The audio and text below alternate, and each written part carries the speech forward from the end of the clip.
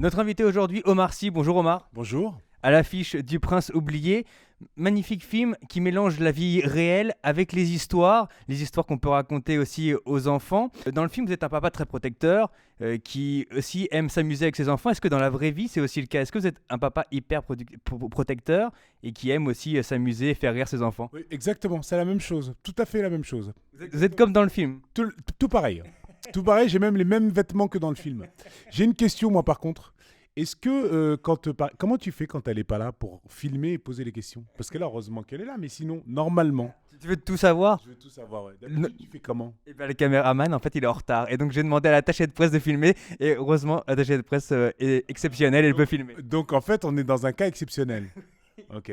Avec un invité exceptionnel aussi. Ça fait plaisir, merci. Dans le film, le but c'est de voir une belle histoire, une histoire qu'on peut raconter aux enfants, l'histoire merveilleuse avec un prince qui réussit tout, qui gagne tout. Est-ce que vous, dans votre vraie vie, vous avez réussi votre histoire personnelle et professionnelle? On sera à la fin, elle n'est pas finie, mon histoire. Mais pour l'instant, Ah, pour l'instant, j'en sais rien. Je t'ai dit, je verrai à la fin. c'est un beau conte de fées, je trouve, votre histoire, moi. Vous avez commencé à la télé et maintenant vous êtes l'un des acteurs que tout le monde veut, l'un des acteurs aussi préférés des Français et des Belges. À chaque fois, chaque année, vous revenez vraiment dans les premiers. Ça doit vous faire plaisir. Bien sûr que ça fait plaisir. Je suis très content, mais justement, c'est pas terminé. Donc, je continue d'en profiter et voilà. Parce que la vie est belle, parce que justement, c'est pas un conte, c'est pas un rêve. Donc il faut le vivre. François Damien, c'est aussi à l'affiche du film avec vous. Comment ça s'est passé cette rencontre? Est-ce que vous vous connaissiez aussi d'avant? Avec François, on s'est croisés plein de fois. On a plein de potes en commun, tout ça, mais on n'avait jamais travaillé ensemble. Et c'était très marrant. On a bien travaillé, parce que c'est le travail quand même. On a bien bossé. Et c'était marrant. Et surtout de se retrouver pour un truc comme ça. Parce qu'en plus, François, il est plus dans la partie de l'histoire un peu merveilleuse. Donc, c'est un peu plus fantasmé. Il y a plus de couleurs. On a des personnages un peu plus marqués. Et donc, on a pu bien s'amuser avec ça. Voilà, mais après c'est resté strictement professionnel avec François, on n'a pas non plus... Ça n'a pas été plus loin, quoi. Il n'y a pas lieu, il n'y a pas lieu. Faut pas obligé non plus. Hein. On vous a connu dans le SAV à la télévision. Est-ce qu'on vous repropose des fois des propositions de télé de ce même genre en disant ça serait bien que vous refassiez le SAV de temps en temps? C'est vrai que non, les SAV, en fait, on l'a arrêté nous, quand on a eu le sentiment qu'on avait fait un peu le tour. Et on voulait surtout l'arrêter avant de lasser. Parce que la télévision, c'est vrai que c'est un exercice compliqué. On l'a quand même fait pendant 7 ans au quotidien. Et en fait, on avait peur, nous, de faire l'année de trop. C'était vraiment la menace pour nous. C'était vraiment le truc, une forme d'obsession. Et donc là, on l'a arrêté, je pense, au bon moment parce que justement, les gens en demandent, mais c'est aussi ça qu'on voulait.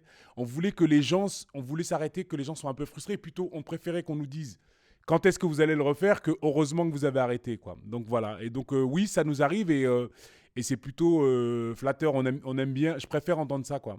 Il y a des chaînes qui sont venues vous voir pour le refaire.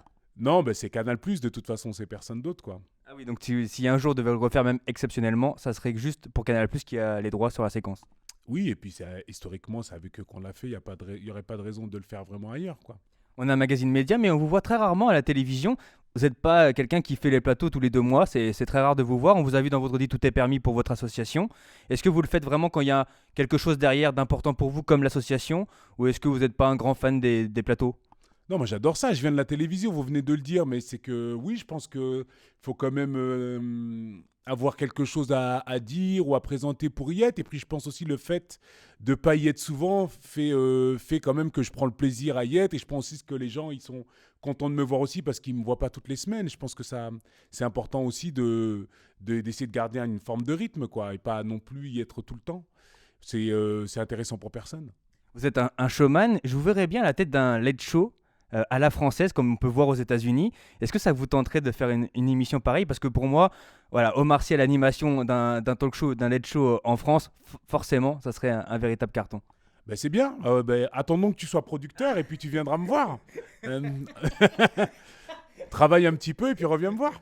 Je reviendrai avec les idées, tu signeras le contrat. C'est ça, on fera comme ça. Quels sont vos projets, Omar? Les projets, pour le moment, il y a la sortie du Prince oublié. Ensuite, il y a la sortie de Call of the Wild. Et c'est déjà pas mal. Il y a la sortie d'Anne Fontaine aussi au mois d'avril. Police. Et voilà. Et je suis en ce moment en train de tourner une série pour Netflix. Ah oui, Ouais. arrivé sur Netflix. Là, pareil, les nouvelles plateformes, forcément, il faut y être aussi. Il n'y a pas de forcément. C'est les occasions qui font les choses. Comment dire non, il n'y a pas de forcément, il n'y a jamais de forcément. C'est beau ça, c'est une belle phrase, j'ai jamais de forcément. Non, mais parce que vous êtes plein de forcément. Vous aimez bien les forcément, c'est obligé, on devrait. Non, les choses, elles se font comme ça, on va dire tranquillement, les unes après les autres. Mais non, il n'y a pas, ouais, non, il y a pas d'obligation. C'est ça la beauté du truc. Et je sais que c'est ma chance parce que c'est pas le cas pour tout le monde. Il n'y a pas de forcément. Et les obligations. Donc j'ai cette liberté-là, j'en profite. Et on vous retrouve dans Le Prince oublié, qui est un magnifique film, vraiment. Merci beaucoup Omar d'avoir accepté l'invitation. Merci à toi, merci à vous, merci à l'iPhone, un appareil formidable.